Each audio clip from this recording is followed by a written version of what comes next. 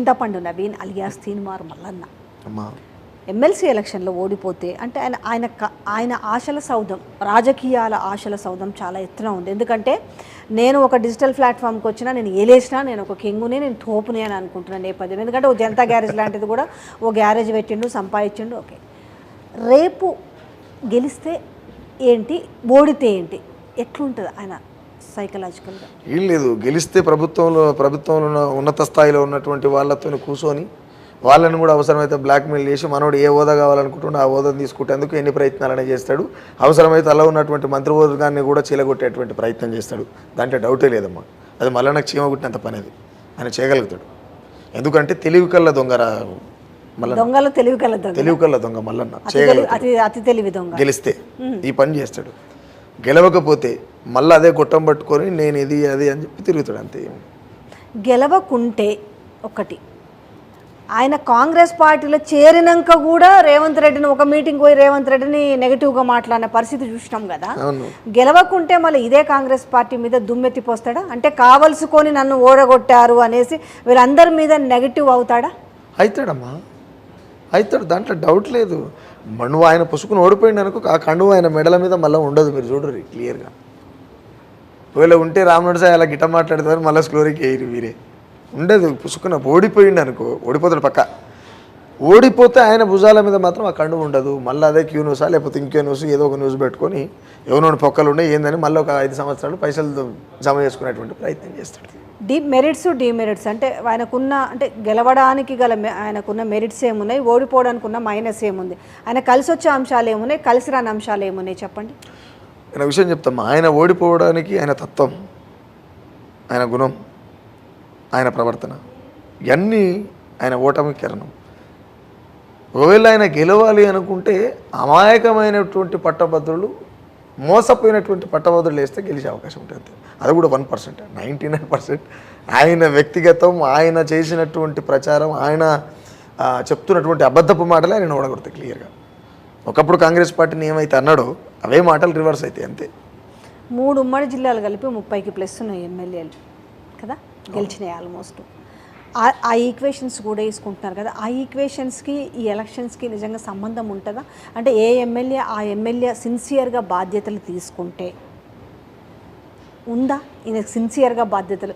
ఇప్పుడు సపోజ్ నల్గొండ జిల్లా, ఉమ్మడి నల్గొండ జిల్లాలంటే కోమటిరెడ్డి బ్రదర్స్ కిందికి, ఖమ్మం అంటే ఇప్పుడు పొంగులేటి కిందికి, సో ఇట్లా మనకి వరంగల్ అంటే ఇట్లా ఇప్పుడు ఈ 3 సెక్టార్స్లో ఉమ్మడి జిల్లాలలో ఈయన కోసం సిన్సియర్గా, వీళ్ళని పక్కన పెడదాం మంత్రులు కాకపోతే కనీసం ఎమ్మెల్యేలను ఈయన కోసం ఉన్నారా?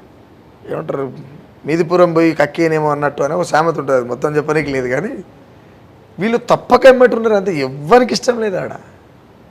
నేను నా పాటలు ఏం చూసిన అంటే, ఎల్లిని చూసుకొని మళ్ళీ నమ్మితే పట్టభద్రుల బతుకు సంకనాకినట్టే అని రాసిన అల్లా. ఇప్పుడు ఎంటొచ్చే ఎమ్మెల్యేలకే సగ ఏం గది లేదు, నువ్వు చేసింది ఏం లేదు, గెలిచి 3-4 నెలలు అవుతున్నట్టుంది. ఏమైనా చేసినావా? ఏం చేయలేదు కదా. ఎంటొచ్చిన ఎమ్మెల్యేలకి గురించి తెలియదు, ఉద్యోగుల గురించి చదవరు, చదువు గురించి తెలియదు, ఏ దానికి ఏంటో కూడా తెలియదు. ఆ క్రైటీరియాస్ ఆయన ఏం చదువు, చాలా మంది అసలు నేను ఏం చదువుకున్నాను కూడా అంటున్నారు చాలామంది. ఆయన కూడా వెళ్ళదు. మీరు ఓపెన్గా చెప్పుకున్నారు, నేను ఇట్లా 7th చదివినాను కానీ జీవితాన్ని చదివానని. ఆయన మరి ఏం చదువుకున్నా కూడా చాలా మంది తెలియదు. వాస్తవాన్ని చెప్తున్నాను, అంటే కొందరు అడుగుతున్న డౌట్లు, ఎందుకంటే మనకు తెలియదు కాబట్టి. సో ఓవరాల్గానైతే గెలుపుకి ఎంత అవకాశం ఉంటుంది, ఓటమికి ఎంత అవకాశం ఉంటుంది? 90%, 99% ఓడిపోతాడు. 1% చెప్పలేము, ఎందుకంటే కాంగ్రెస్ పార్టీ అధికారంలో ఉన్నది కాబట్టి చెప్పలేరంట. అసలు యాక్చువల్గా మల్లన్న లాంటి వాడు గెలవద్దమ్మా. పిచ్చోని చేతికి రాయిస్తే ఏం చేశాడు? ఎవరు చూసినా చాలా మంది ఈ మాటే అంటున్నారు. మరి నేను ఏమంటాను, వాడు ఎటు కొడతాడో తెలియదు, దేనికి వేసి కొడతాడో తెలియదు.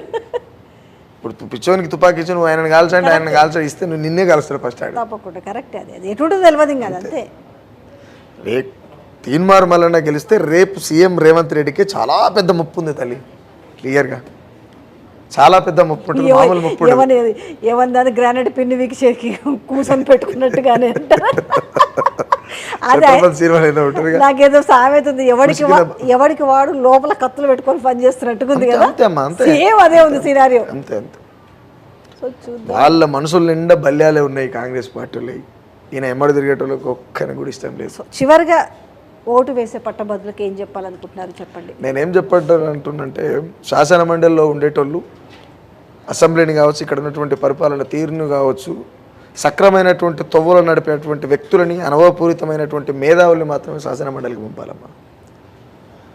ఇంకొకటి ఏమనంటే పట్టభద్రులు అంటే కూలినాలు చేసుకునేటువంటి పేదోళ్ళు కాదు కాబట్టి, ఆటన రూపాయకు ఆశపడేటువంటి సిగ్నల్ల కాడ బెగ్గర్స్ కాదు కాబట్టి, గుడిమెట్ల కాడ కూర్చొని గుడ్డో మెల్లో అని చెప్పి చిప్పబట్టుకునేటువంటి వాళ్ళు కాదు కాబట్టి, పట్టభద్రులంతా ఒక మేధావి తత్వంతో జీవిస్తున్నటువంటి వాళ్ళుగా నేను నమ్ముతున్నా.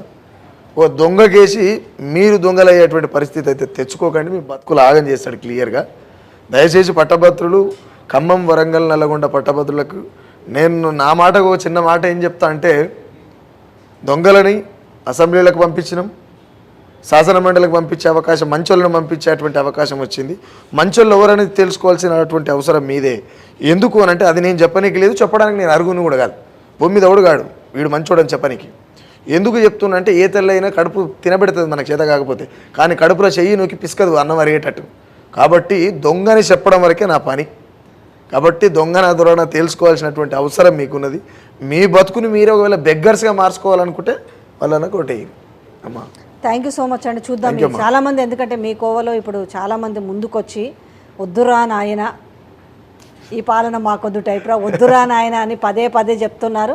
సో పట్టభద్రులు కూడా అర్థం చేసుకోవాలి, ఎందుకంటే మీ చేతిలోనే ఉంది ఆయుధం, మీ నెత్తిన మీరు బండలు పెట్టుకోవద్దు, మీ నెత్తి మీరు ఇది చేసుకోకూడదు అని అంటే.